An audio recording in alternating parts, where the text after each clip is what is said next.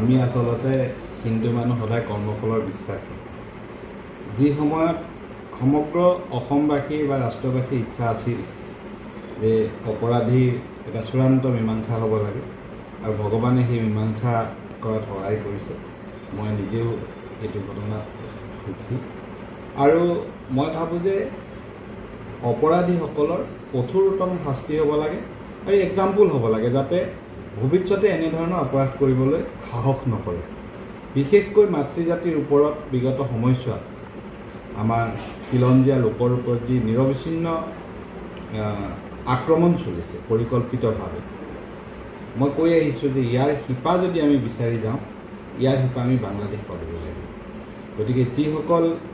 লোকে এনে ঘটনাৰ সংঘটিত কৰিছে তেওঁলোক অপৰাধ প্ৰৱণতা তেওঁলোকৰ মাজত অত্যন্ত বেছি তেওঁলোকে পৰিকল্পিতভাৱে কৰিছে আৰু এই ক্ষেত্ৰত চৰকাৰে প্ৰত্যেকটো অপৰাধৰ ক্ষেত্ৰত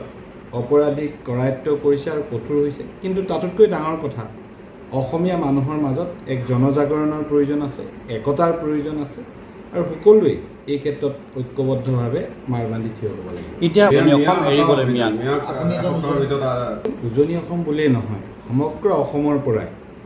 বাংলাদেশী অবৈধ বাংলাদেশী আমি বাহিৰলৈ যোৱাটো বিচাৰোঁ মই অসমখনক বৰ উজনি নামনি এনেদৰে ভাগ কৰাটো নিবিচাৰোঁ কিন্তু নিজৰ ঠাইখন উজনিত যিহেতু নিজৰ ঠাইখন বাংলাদেশী মুক্ত হৈ থাকিলে আমি সুখী হ'ম কিন্তু সমগ্ৰ অসমখনেই বাংলাদেশী মুক্ত হ'ব লাগিব আৰু আমাৰ অস্তিত্ব ৰক্ষাৰ বাবে এইবাৰ বিধানসভাত কেইবাখনো মাটিৰ অধিকাৰৰ ওপৰত আইন অনা হৈছে যাতে তেওঁলোকে খিলঞ্জীয়া লোকৰ মাটি গ্ৰাস কৰিব নোৱাৰে গতিকে ভৱিষ্যতৰ দিনত অসমখনক সুৰক্ষিত কৰিবৰ বাবে খিলঞ্জীয়া লোকক সুৰক্ষিত কৰিবৰ বাবে